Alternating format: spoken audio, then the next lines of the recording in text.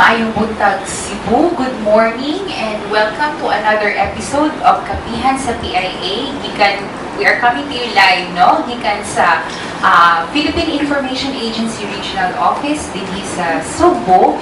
And this is Rachel Nesha, gikan sa Philippine Information Agency. Kuyog akong kauban for our forum this morning, si Ms. Acabal from DYMR Radyo, Pilipinas. Maayong buntag, Ms. Acabal. Mayong buntag, Ms. Rich. Mayong buntag sa atong mga suking paminaw sa Kabisayan ug Mindanao o sa atuang mga televiewers, no? Yes. Delayed telecast na. Yes, para sa ugma pohon. Ugma, no?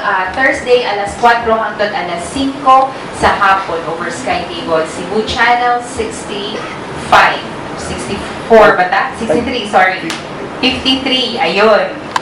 Channel 53, no? Every Thursday, Sky Cable Cebu. So, pero live kita karon, no? Sa Radyo Pilipinas over the radio. But those who fail to catch our live radio program, naapatay review, no? Naapatay showing ugma sa TV, sa Sky Cable. But Live sa no? Oo, sa FB page of PIA Cebu. So you can follow also our live stream right now sa PIA Cebu page.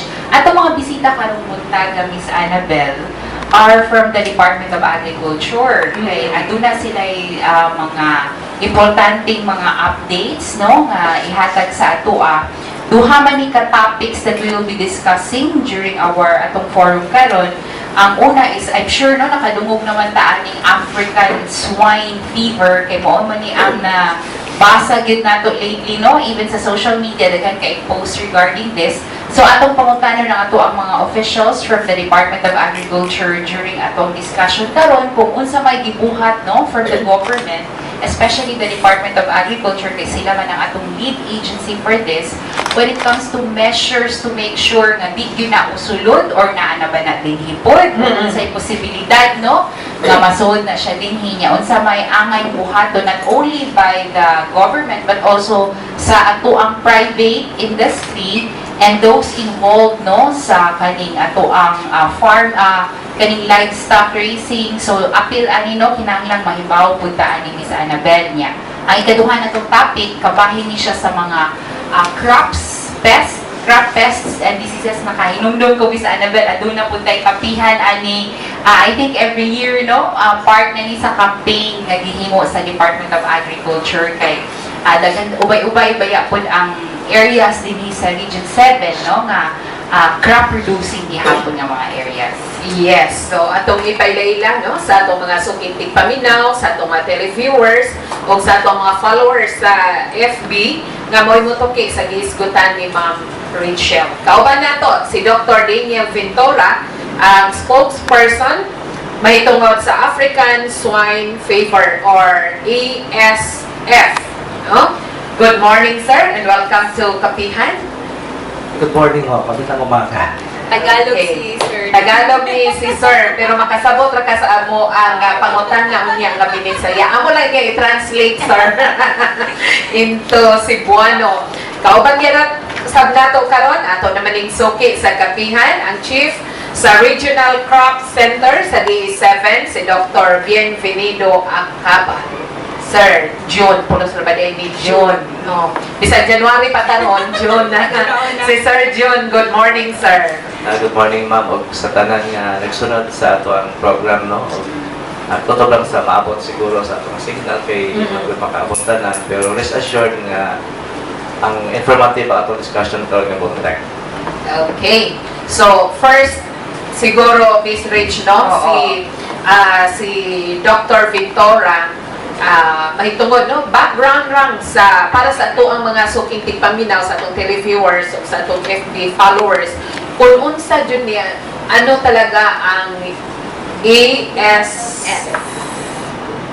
Kuwan na bali, no? ASF, ang African Swine Fever. Asa na gini siya na originated, sir? Asa ni siya nagikan o nakaabot na ba yun ni siya sa Pilipinas? No? Doc? Okay, magandang umaga po ulit. Yung African Swine Fever po ay isang hemorrhagic viral disease sa baboy. No? Baboy. As the name implies African Swine Fever, it originated of course from Africa. No? And in fact, endemic na siya sa Africa, especially sa mga wild pigs nila, no? Mga wild pigs sa Africa. And through movement of people, tapos na-transfer yan sa Europe, and then ngayon nga, nasa China na. Okay? So, for now, mga 104 outbreaks na itong na-record sa China, no, affecting pigs in China. We don't have African swine fever yet. No? Sa Pilipinas? Sa Pilipinas. Kasi hindi pa siya nakapasok. But, we have to be on guard. We have to be vigilant and i-contain natin na hindi tayo pasukan ng virus. So, itong virus, sir, possibly saan natin makukuha maliban sa mga live pigs or kung ang pining tao, no? Like from the sir, infected na meat, no? Pwede ba siyang ma-transfer to human? Okay, wala pong health risk, no? It doesn't pose any health risk to people. Hindi siya nakaka-apekto sa tao, no? Pero ito po ay fatal, no? Kasi almost, abot na 100% ang mortality natin sa baboy. It will of course, destroy the industry, no? Pag pumasok yung virus. Ito po, largely ay nakukuha through contact naman, no? Transmission yan through contact. Hindi po siya airborne na virus. Okay? So, kailangan merong contact yung infected pig sa isang hindi pa naapektuhan, no? Tapos, natatransmit din po yan sa pamamagitan ng karne.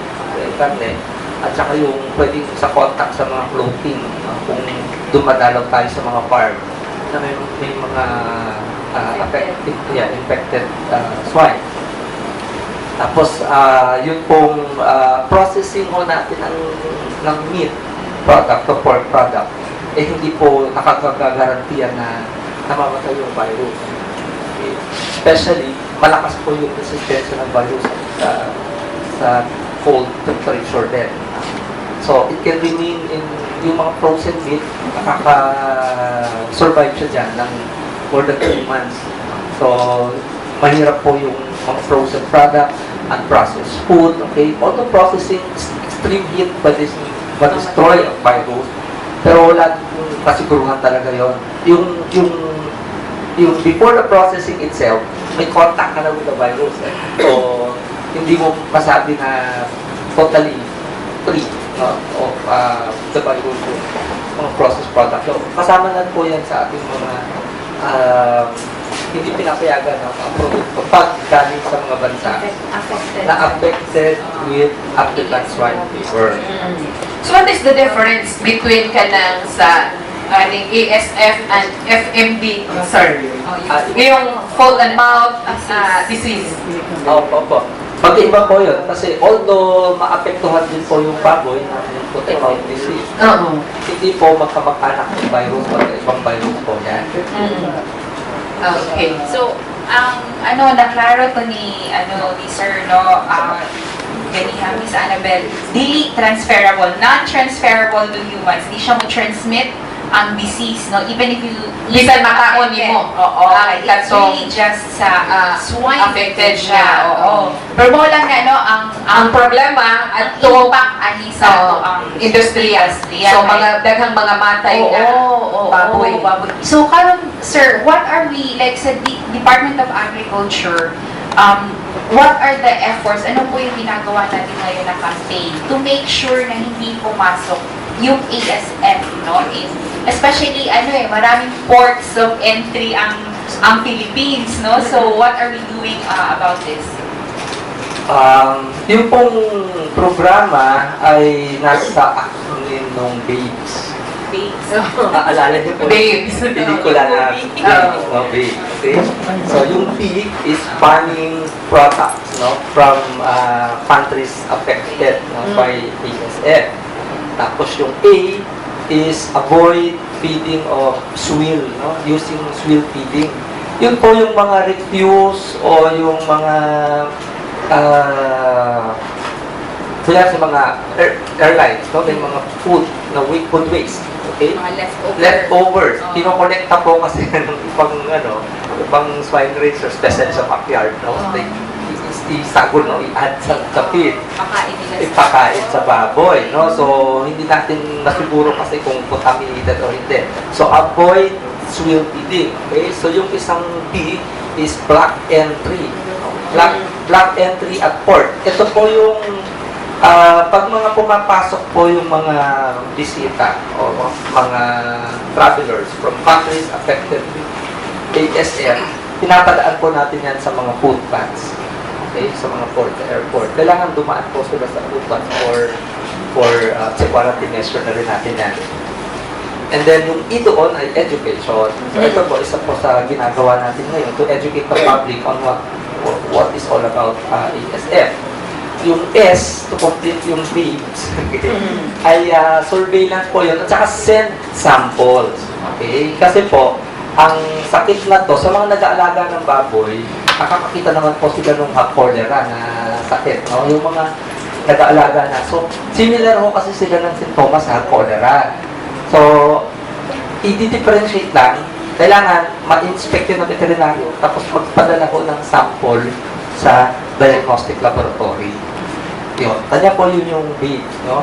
We have to ban importation of products, we have to avoid swill feeding, we have to block entry at all ports, okay? And also biosecurity na rin sa mga farm, okay? Biosecurity, yung blocking po ng movement ng mga tao sa loob at paglabas ng farm. Tapos education po, and then send samples and surveillance. Okay, si Babes. si babes. Oo. Yeah, ang ano na po karon minsan okay po tana unta is kanang yung like these are the babes, no, these are most useful sa backyard farmers also, or even in the large commercial. Oo. Because that was my question kanina kay Sir Daniel na how do we ensure that even the commercial meat producers, the ones selling yung sa commercial meat, no, how are they also parang how do you also ensure that they are also following the regulations? Basically, mga commercial farms have strict biosecurity measures because they have to protect their interest, syempre, no? Industriya yan, okay? And they're raising thousands of big population. So, they're very strict on biosecurity. Okay? In the coming weeks, though, we will be talking to pig millers. Okay? In the coming weeks. Kasi isa possible entry po, no, na tinitignan ay yung sa feeds. Kasi yung sa composition ng feeds, meron siyang mga meat and bone meal na ingredients. Okay? And well, according to some, they source this ingredient from China. So, yung possibility of contamination of this the product incorporated sa feeds, tititignan din po natin. Okay? Although, sa ngayon, mahirap po wala naman tayong kakayanan na isa-isahin pa i-inspect. Pero, we should already be vigilant to, and maybe for the pig millers to be, sabi natin, careful dun sa source of their product, yung raw materials nila. Nabasa ko, sir, no, kanina, wala pang lunas ang ESF. Para sa ESF. Wala pong bakuna. Walang bakuna. Walang treatment. Walang Kaya treatment. nga po, nakakasira talaga sa industriya. Kung pumasok yung virus, aabot ng 100% yung mortality natin. No? Isa pa po, ano kasi yun yung virus po ay pwede siyang, what do you call this? Pwede siyang ma-infect na yung wild pigs, tapos hindi mag-show ng clinical signs yung wild pigs kasi reserve na siya.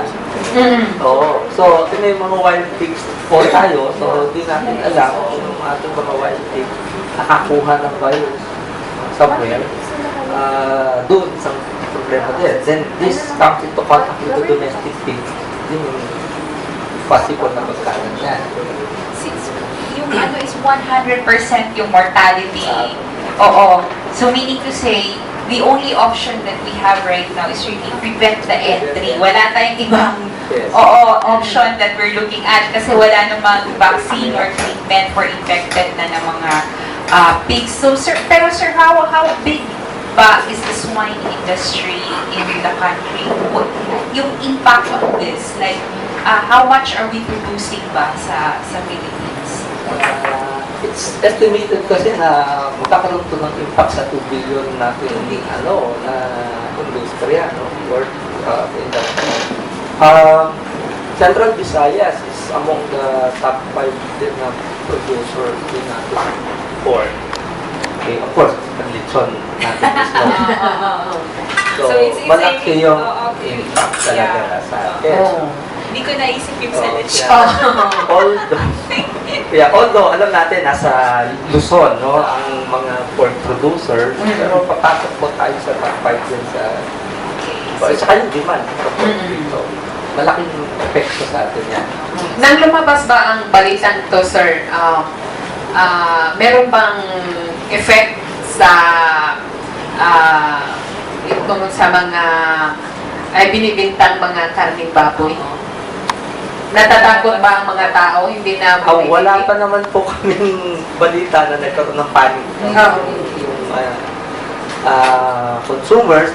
Pero siyempre, yung swine industry, sila po yung na-alerto na they have pushed the government really to guard our ports. But of course, may mga lapses din tayong konti dahil hindi mo lahat ng ating mga ports kumpleto ng tao. No? So, yun. Pero now, nag-iikot na po yung ating veterinary quarantine. Kasi importante mag-guardian natin yung mga international ports natin. Okay, international port natin. Sana lang yung mga nag-trade naman, nag-smuggle, hindi naman gumawa na paraan na magpasok pa ng produkto dito. Na hindi nila alam contaminated. So there is already a ban? Meron na, sir? Meron na. Kailan lang, sir? Nung August pa po, lumabas na yung importation ban Coming from the countries na apektado ng products, PSF. pork products, including semen, from countries affected by African swine fever. Naglabas na po si Secretary of Agriculture, Secretary Pinol, ng directive to ban products. Lumabas na po yan. Kahit before pa ditong yung sa China. Actually, Nag-outbreak. yung China po lumabas, nagkaroon na po ng outbreak yan last year pa. Dumadami na po sa yung outbreak ngayon, so kinakailangan ng bantayan. Yun, nagkaroon lang po kasi ng issue dito dun sa nung start ng January, mayroon po kasi balita, di ba, na mga quarantine officers sa port i-relieve dahil dun sa sabi nila may nakapasok daw na bagahe na mayroong work. Pero wala naman ito. Pero wala.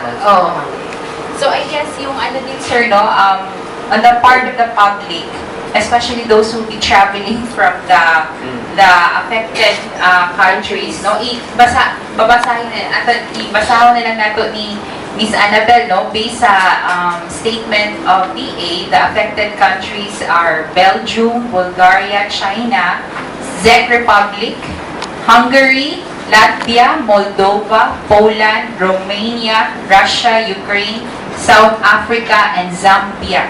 So, mauni siya as of, I guess, today, as of today, no, these are the ASF countries that have, meron ng mga cases ng African swine fever. So, especially sa international ports of entry, no, the passengers mag-cooperate na lang if they are requested to go through foot baths and also baggage inspections, sir, no? For meat products, no? If you are bringing in meat products, although ang meat products na local is always para sa akin much better than the ones from abroad, no? Yes. Okay. These are, especially since DA is improving the industry, the local swine industry, kaya yung mga wild pigs natin, no, na they said na it tastes better daw than the domesticated. So I remember we had one Kapihan about that, Miss Annabel, no? So Carol, Thank you, Sir Daniel, no, for the info. From meat, from swine, we move to the vegetarian side. To crops na punta karon kay na I guess na atay update no from Sir for the kani ato ang ngano pong kinahanglan nato ning paggahisgutan karon. Actually, ang ating tawag o kuan ka ng mga occurrence dito sa mga pests o sa mga sakit na then based on historical data. So, the Bureau of Plant Industry, nag-issue din na sila o every 3 months nga advisory throughout the country. Although not all regions ang affected ani niya, depende naman sa previous nga history kaya ato pong gibasihan ang pag-issue og mga kanang tawag o information based on historical data. So, this is a national information na gikan sa BPI based po sa atong data nga nag-gather from the region. So, as of January, February, and March, nanatakaroy i-circulate na nato ni siya, ma'am. Actually, nag-prepare na gani ang Manila and CARB ibutang sa mga provinces. So, natin mga top 5 lang ang mga possible nga pest nga ato ibantayan kay labi na kay natin prediction karon nga natin El Nino. So, definitely, kung ay El Nino, kaya na siya magawas ko ng problem sa mga pest, no? Kay affected kaya ang mga pests labi na itong mga areas sa Region 7 ang na-history before. Although ang damage ating ko sa Region 7, di kasi dako but sa parts of farmer manggod, murag kuyawan din sila. No? So natin mga 5 pests nga i-bantel nga quarter, January to March 2019. So umugaon na ani kining rodent or ilaga or balagtok. So mo ang number 1 karon kay maka-affect sa 260 ka sites sa whole country. Nya laki lang ta ani kay walay outbreak sa Region 7 ani kaya. Pero di lang po ta malipay kay wala ta ang upan ko mga ka-regions kay namo may problema, no. So naghataw Kapihan niya nila kay mo gani siya ang national ni siya nga release. Nya wala lang tay problema sa rodent kay atong rodent 37 is manageable level siya unya. Para siya balance sa dito, ma'am. So, naay mga predators nga mukaon sa iya, dili sa kaabot sa level nga critical sa atong rice dili na sa atong mga farmers. So, muna ang number 1 karon nga problem sa kini nga quarter. So, ikaduha, actually, kini dahil mga conditions nga maka-trigger ani po na po ni siya, ma'am, no? Sa matubalikan ng rodents.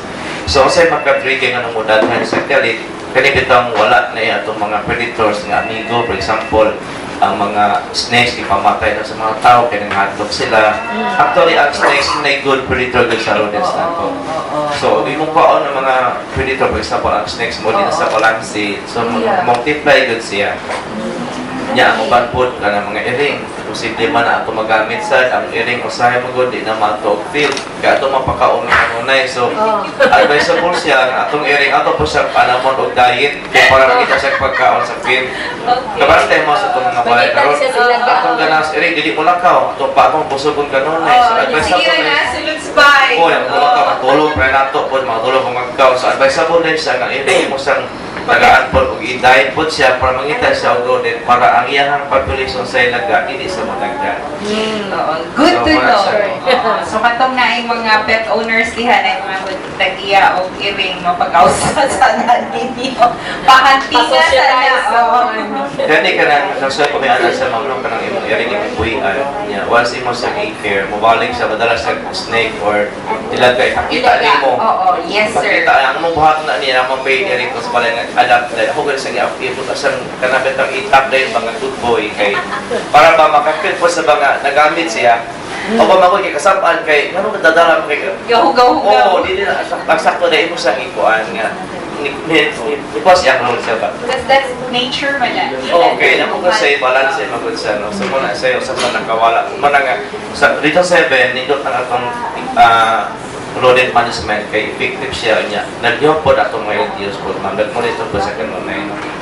Ikaduha kining sa kuan rice black bug. So, ang rice black bug na to, marag di na siya kay yung bag o sa Region 7 kay nakasold naman siya. No, gani kahapon, nagtawag na ang provincial office kay na problema sa karkar. So, nagpadoon na ang rice black bug sa ato. And ugma mga atong team kay evaluate o niya mag-manage po dito sa black bug. Actually, ang black bug maka-affect sa 51, affected ang 51 ka mga area sa whole Philippines, sir. So, usahan niya ang Region 7, particularly ang Negros Oriental. So, katong imong na isulti Sir Karkar, rice black bag I-verify pa na sila o pa na ito, ma'am. Ito pa na-validate. Kaya amo kong style, once nga mag-communicate ang LGU, although, ningon siya nga black bag, kami ko yung muhatag o final nga. Amo niya validate with regulatory group.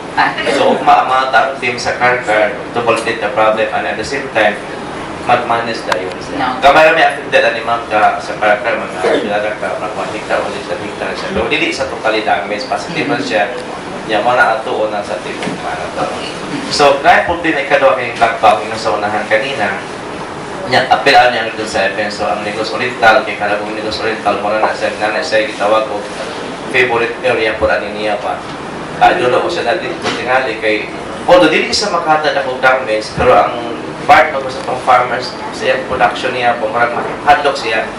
Labi na ka na bitang, hindi siya mo maglakwa siya like source ng income, ang yung lumayan, pero problema ano mo on rice na siya. So, ang sa Negros Oriental, ano sa Santa Catalina atong bantayan dapat Negros Oriental, sa Carlaon, as well as Sibulan. So, pinisang tulog ka tapos karon ito sa Negros. Muna ang positive na gani na sa last year niya. Kaya atong data mo kung hindi na ipasihan lang ang last year, kung hindi based pa rin sa 2015 nga data. Yeah, the same month of quarter sa ni October, mo na naghatag ang Venezuela ang Manila nga mag-prepare lang ta kay basig mabalik ang tinuod ko ang Karkar nga adik. Pero niya sa ato ang glass black bag, hindi man sa Negros, naamo sa Cebu. The same nga quarter, pero nga duda na mga nini sa kaisunig ko aning mga black bag siguro nagpadaon nagsudad ba. Pero ang record na gud ato is Negros lang. So, wala itong pantayan sila ito niya mga humayan nga. Di lang tamo kong panting, ay wala mag-i-announce nga wala pag ang Cebu. Naana di ay siya. Kasi Bisaya aning rice, black bag. Ito man siya nga tiyangaw. Ito sa kakuan, ma'am. Kanabitang ito man siya nga itang pero mas dagko ni siya lawas. Kunya, yan na atake ito yung kumayang. Kung grabe na atake ni niya, mag-backboard na kumay. Mag-backboard mo sa masunog ba? Kaya nasa ito kasi nga secret. Mo nang ang humay madalaw. So, hindi lagi siya maano. Hindi na sa makarecover. Ang matanaw lang is, tapak na condition na yun and then continuous ang monitoring niya. Mag-apply ang control ng sustainable. For example, sa atong laboratory na tay beneficial focus na meta ratio, mana mong ihatag sa mga farmers nga libre. Mali pinaka-effective so far kay tawag na sa ato biological weapon. So, di mo nikadoka na ito, no? Biological weapon. Pero sa part sa insect, mali pinaka-effective kay mo transfer sa from one insect to the other niya nga kauban. So, spread ra. Ang gimo na mo ani, kung hitabo sa bulsa una nga, once nga nakadakuping, manakuping black bag yun. Kaya budoon ng suga, labi na ka na full moon ba. So, manakuping light ng black bag din, ang tiguon sa fungus. Ibuhi at sa balik. So, nasa instinct ko ang black bag nga after mga 1 o'clock sa kadlaw, mabalik sa iyang igikanan ng humayan. Kaya siya mga female na sa mga manool sa light, mga 90% babae na siya. Kaya makig-mate na siya. Kaya meeting time ang full moon nila, no? Mabalik sila sa field. Balik na itong mga anak nito, yung family, ato sa mamatay. Sana iha naman pong spread ito. Yan naman po. Manakot na po siya. Mabalik na sa siya gigikanan. Kaya ang maternal insect sa black bag mag-goal, wala sa nga humano sa attract sa light, mabalik sa humayan, mabalik sa gigikanan good mismo mga killer. So ato sa mamatay dito, at pagkamatay dito, mutubo ang fungus sa lawas, ay ang makaupan, may kalibutan, kung sa matamakkan siya, ang mutasmet ang sakit tayo. So, murag mag-outbreak po siya dito. So, muna sa simple lang ang muna ang gibuhat na ito.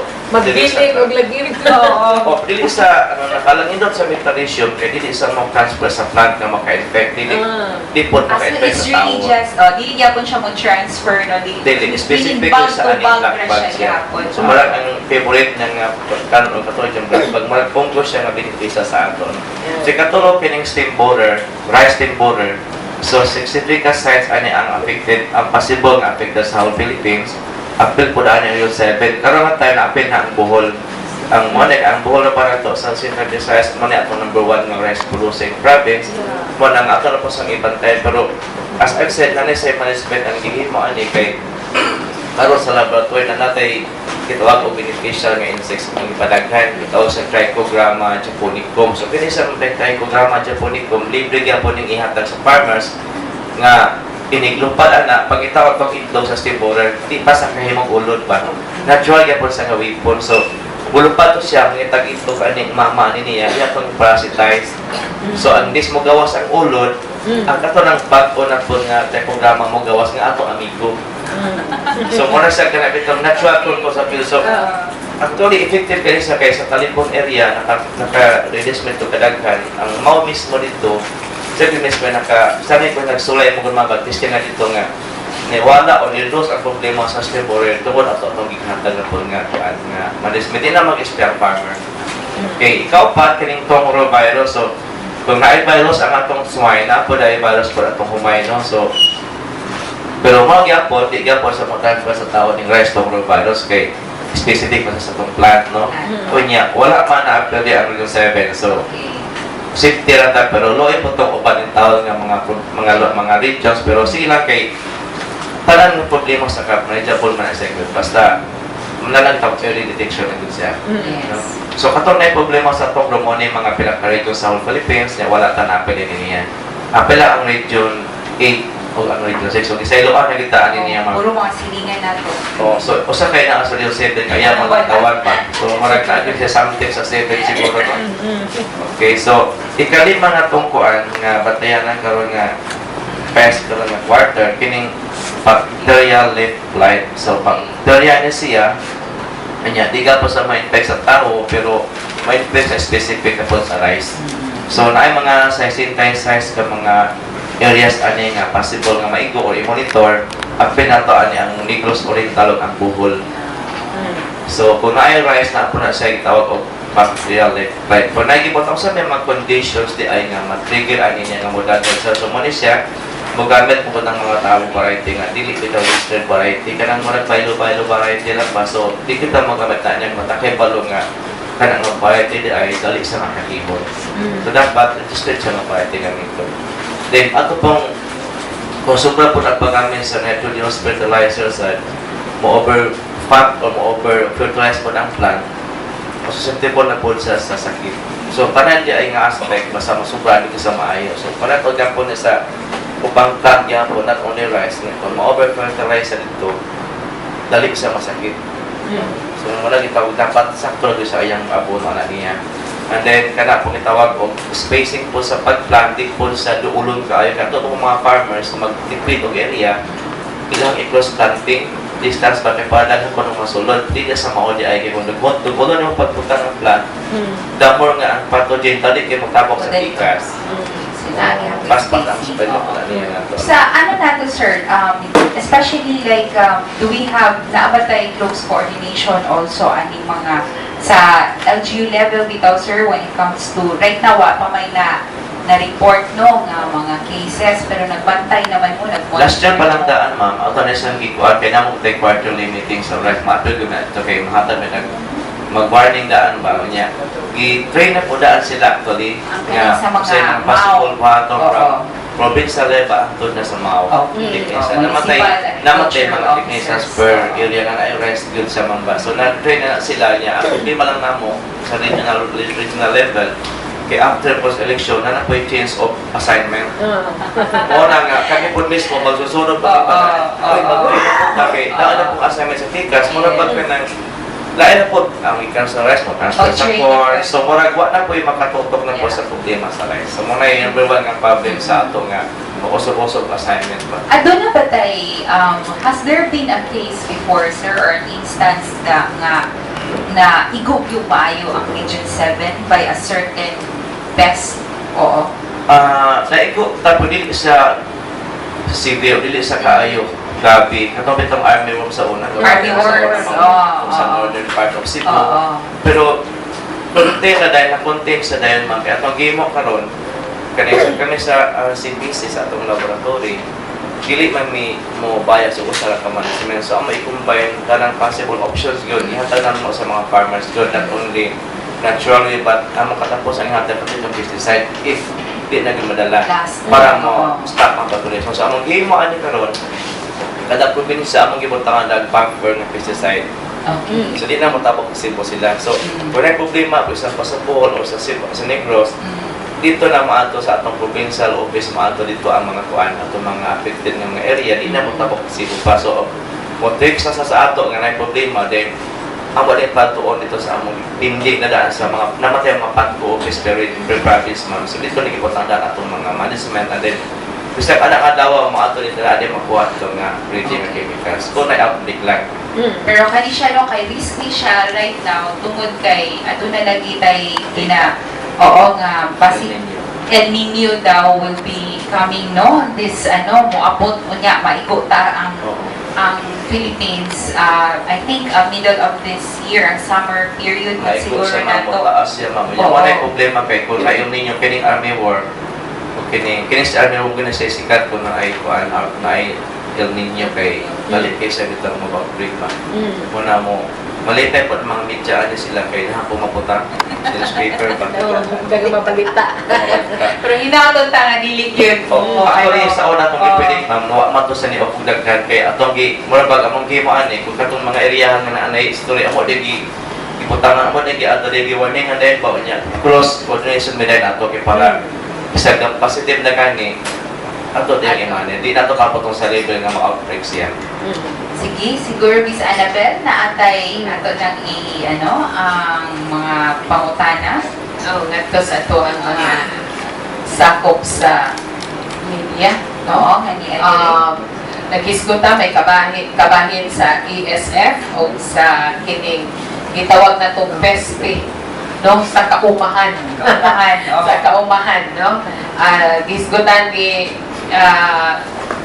nila dire no ni Dr. Acabal ang katong 5 top 5 nga sagad mo igo sa first quarter no dili lamang to sa Central Visayas kundi sa tibuok Pilipinas no pero napoy kuan nga wala diri sa Central Visayas no niya si Dr. Ventura naghisgot kalabot sa ESF or kaning African Swine Fever nga gipanghingusgan nila nga why makasud nga produkto sa kining karning baboy ilabi na gikan gyud mismo sa mga apektadong nasod. Yes. Katong gibasa ganihan ni Ma'am Rachel, no? So kinsay unang mangutana o niya tay mga kasama ni mga interns, no? Okay. Okay. Hello, good morning. Nakoy ask ni Dr. Bienvenido. Clarify lang, sir. You mentioned kanina, di ba, nga, to those na kanang areas na history sa una sa kaning mga pests, kay you have already kanang established na ba the sites where they can report directly sa kung naabay yung mga cases na occur balik? Sites dyan na inyo sa mga taon. Paano ma'am kanang nanas dito yung mga na may actually pag-adto na sa una sa previous nga atake with minsan na sa mga service ma-hours sa dagat nga area ang ilang monitor every traffic.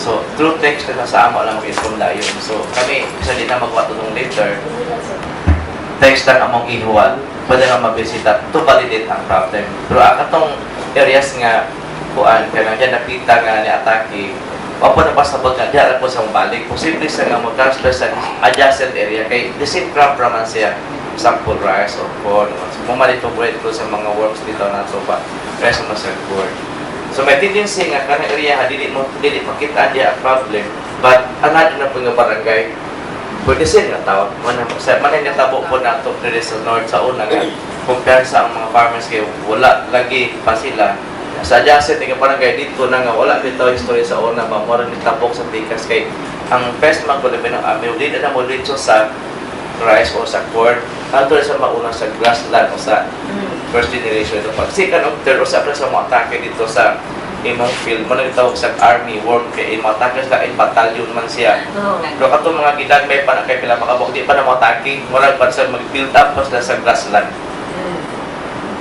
And clarify ba sir, na may specific like name ani nga more action niya or campaign na monitor mo ba? Na may gitawag na nga specific nga name? Well, the information dissemination nga po tama po niya. During the meeting dito sa mga technicians, mater mo gabi dito kanon na itong namatay provincial meeting sa mga rice or board technicians, i-insert na ito mga nito ang information nga ibantayan ko siya kay upcoming na ang month ani. So natin advance daan sa ilan. Nagpangutanan niyo siguro is doon na baningan or uplan kuan Bantay Peste, ma'am. Bantay Peste Brigade.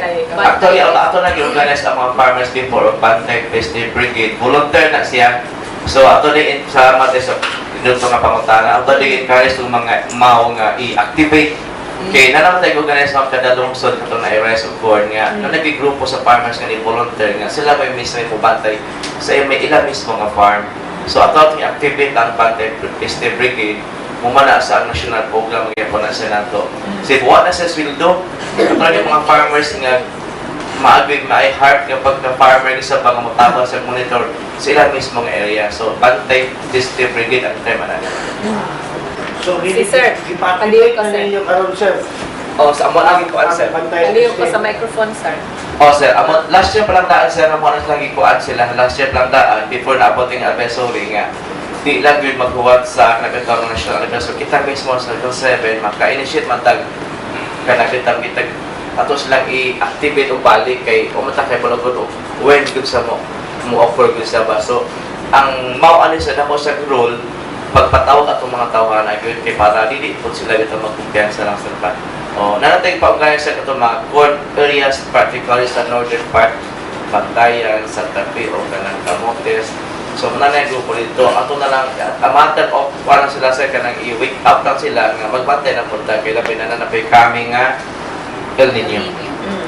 A question for Dr. Ventura bangin sa akin ng ASF. Doctor, if, di ba, mention ba ninyo na the only option na kanang ang inyong nakuan so far is to avoid na masud ng ASF, but kanang just in case, I want if like nasud na ay nakasud na dyan ng ASF and then grabe na kanang naapektuhan na kanang industry labi na sa economic na side. So kanang like have you kanang nagplan na ba mo ahead like what if this kanang side sa kanang industry kay maubos na ba like may alternatives sa kanang para murag dili kay murag maapektuhan ang buong kanang economic industry tungkol lang sa pork. That eventuality kasi naman is not discounted. In fact, the Bureau of Animal Industry is already drafting plans, okay? Response Just in plans. case. Yes. Parang, if you remember, nagkaroon tayo ng avian influenza. We have tried to maintain our country as avian influenza free. Pero nagkaroon tayo sa Bulacan. But that was contained. Now it's already controlled. So similarly, I believe that we can also do the same thing. The most important thing is mag-report yung ating mga magbababoy, yung nag-aalaga ng swine. Mag-report sila beyond have cholera case. Kung medyo duda sila, mag-send ng sample sa lab. No? Pero hindi naman sila basta kukuha ng sample. Mag-report lang para ma-investigahan. Ganon din naman kasi yung sa avian influenza last time. Although medyo late yung reporting mo, pero the thing is, na-actionan. So, pag nagkaroon ng gano'n, magkakaroon tayo ng quarantine measures in place. I-contain yung lugar kung saan meron yung area, i-freeze ang movement dyan. Okay? Tsaka lahat ng baboy na nandyan, apektuhan o hindi, papatayin para walang contact. I-depopulate, okay? So, meron ng gano'ng mga plano. So it's like para siyang ano sir, you have a preparedness plan in place already. And critical pala sa ano natin no, sa in this campaign yung reporting ng hog raisers. So DA is urging the local ano natin hog raisers. Yes, exactly. Yung mga commercial farms, aware naman na sila, no? That they have to do the reporting. Backyard racers natin, ang kinakailangan natin i-reach out. Kasi sabi ko nga earlier, nasa around 70%, no? More than that. No? Yung hog racers na nasa backyard. So, yun sila importante na ma-reach out natin dito. Pero in addition to her question lang, DA is already doing a campaign, going down to meeting with them sa backyard. Yes, this is through our local government unit. we conducted the briefing already last January 17 for LGUs, even DYMR, NMIS, all the stakeholders involved. Nagkaroon na ng briefing yan. Tapos sabi ko nga kanina, in the coming months, yung mga feed millers naman yung ating kakausapin para sa commercial side, commercial farmer. So, inumpisan na natin dun sa Nationwide ito na ginagawa. yes, LGU, sabihin na natin. Thank you. Okay, if meron pa bang ng Tagalog nyo noong ko? If we don't have any other questions, no? Since the media can still ask our panelists after pagkahuman ani ato ang live karon nga programa ato na lang siguro ning Miss Annabel, no? We will ask our guests for their closing statements kay naman ta sa oras murag nga naubos na, no? Oo, wala na tay oras na naibilin. So Miss Annabel? Yes, naman nato si Dr. Bienvenido Acabal, ang KP sa Regional Crop Center sa DE7. Pasindo na kay mga awhag, sir, no? Sa atong mga mag-uuma, sa atong mga LGUs, o uban pa nga sa publiko mismo. So, parang siguro na lang, mag-continuous monitoring na siguro na itong mga areas na naribitaw history sa atake. Ako lang encourage atong mga MAO, labi na ang mga technicians kung na-sensorize o sa kuros o commodity. Vigilant na tako na yung mga mebod na yung mga pests, labi na kung nga time nga padulong na sa summer o panatay prediction ng El Nino. Then kung na may makita nga problem, i-train naman sila, apply lang yun mo sa atong itulog nga management sa una. Bigay madala, doon lang mo dayon sa atong PATCO office sa mga kada publish ng PATCO office or may number naman sa atong opisina naman sa atong number pwede mo text. Dayon sa through text lang. Ang muna entertain ng kaya man mag-i-agreehan nga isang text lang. Ang mo gina sa i-entertain. Problema lang kung mag-post lang po usahay. Pero ang mga wala sila i-kabalakan kaya kini nga pwede nga karo sa inyo, hindi pa rin sa vaccine. Grabe ka ayo. Mato lang, preventive na rin ato kay in-favor lang ba. So, katong mga northern part of Cebu, Negros of Bohol, Rice of Port, rest of ito, alam ta ka na ato lang i-continue ito atong gihimo nga surveillance and monitoring. Mga amag wala ang pest kaya para dili ta maunan sa pest. Kaya ang pest magod, pwede mo kaon na siya.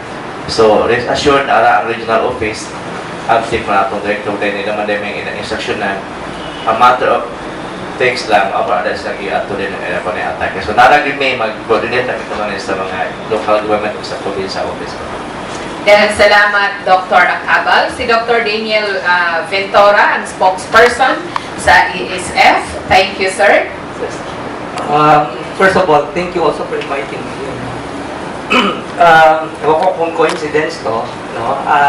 Next to rice, swine is the large contributor sa ating agricultural economy. No? Yes, Una yung rice, sunod yung swine. Okay?